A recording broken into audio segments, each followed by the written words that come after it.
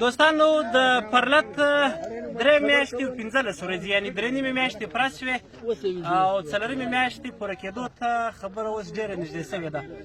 دلته موږ د کاري صاحب 2 میاشتې وروسته چې دغه ډریوران یا دغه لاره د دوی لپاره تړل شوې ده، نن یې ډوډۍ راوړې ده.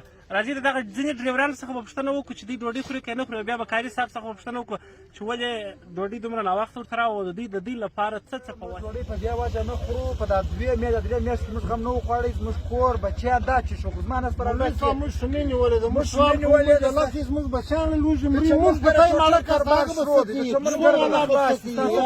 یو وګورئ و دغه ده بس ته من صبر وکړه یو منټ یاره. موږ قسم په خدای دې دوی نه مجبوره خلک چې کراسته په لا اله الا ټول شي سره مړی خوري. موږ چاندې ورکوو ټولوو یې ورکوو، بیټریان یې ورکې دي، کوټلې لارې هغه خو موږ سره تاوانونه خو شوي دي هغه خو یې لکه اوس موږ به بیا 2 میاشتې سره ودرو. زموږ په کور کې داسې خلک شته اوړه یې نشته، کښتونه پر شاړ دي، کرداره دي، در په دره دي. 2 میاشتې هم در سره تېرې کړي دي په پښتونواله په لیلا ستی په پښتونواله ستی په فایده زموږ خو هغه طبیعت زموږ، لیکن زموږ په وس باندې څه کېږي نه، په موږ هم څه پرې کېږي نه. تاسو ډوډۍ نه خورئ او دا شی نه خورئ؟ موږ ته لاره راکړي، ډوډۍ نه دی، موږ خپل مسلک کوو. بس صحیح. کاري صاحب تاسو دلته نن راغلي واست، د دوی لپاره مې د ډوډۍ بندوبست کړی و، دلته څه پوزیشن او څه صورتیا ده؟ دوی خو ډوډۍ هم نه خوري.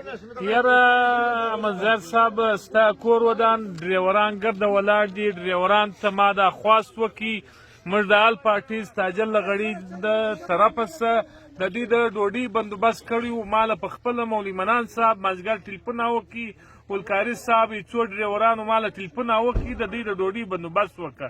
ما د ډوډۍ بندوبست وکړي چې اوس رالو دی وایي موږ ډوډۍ په هېڅ صورت نه خورو، موږ به هیله کوي ډوډۍ به نه راکوي.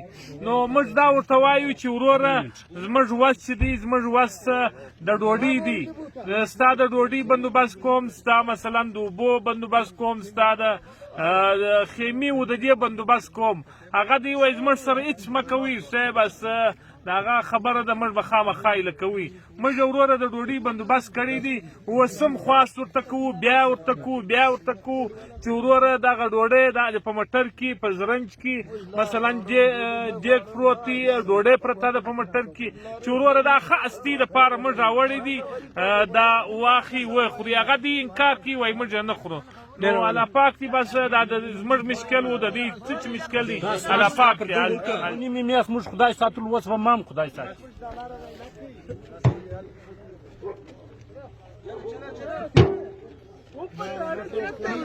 دا چې را کومه ډوډۍ ده موږ راوړې وه، ډریورانو واپس کړله، وایي موږ یې نه خورو.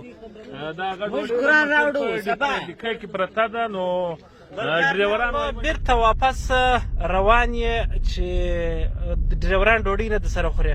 د ډریورانو د یوه غوښتنه هم پر ځای وله چې 2 میاشتې مخکې تاسو ولې موږ له ډوډۍ نه راوړو چې 2 میاشتې بعد را روان یاست.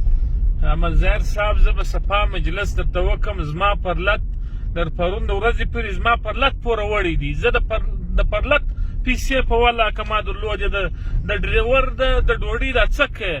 موږ پرلت چې ښه ځوانان سو موږ به پرلت د پوره څخه خلاص کړي وای، خو بیا مې هم ترتیب برابر کړي وای و بل ته خواست کړي. مثلا د دې د ډریورانو د ډوډۍ دپاره مې هم دا دې بندوبست وکړي، خپل پرلت هم چلوو. دا دې چې وس مې کار کولی یم مظاهر صاحب صفا درته وایم قسم دې په خدای که دوی یوه ورځ یا بې ډوډۍ یا بې ښه یا بې باده زموږ څخه کښېنستلي وای، وس نه ولو، ناوسه وو، د پرلت خرچې وو، ترتیب دا پر یوې طرف دي، دا د دوی خرچې وو، ترتیب دا په بله طرف دي. و چې مې وس پیدا کړي دا یې ورله رالو، هغه دوی برته واپس کړلو. وروره ښه موږ په هېڅ صورت باندې هلته ټلیفونونه راکوي، مولوي منان صاحب ته وایي زموږ دپاره د ډوډۍ بندوبست وکړه. دلته وایي وروره موږ چې اوس په موږ یې دیګ وو، ډوډۍ وو، ترتیب وکړي، وایي موږ یې نه خورو. بس الله پاک دی خیر پېښ دی، الله پاک دی. مظاهر صاحب زموږ د چمن ښار و، دوی ګرده د دا کوم مشکلات دي دا مشکلات څخه خلاص کړي.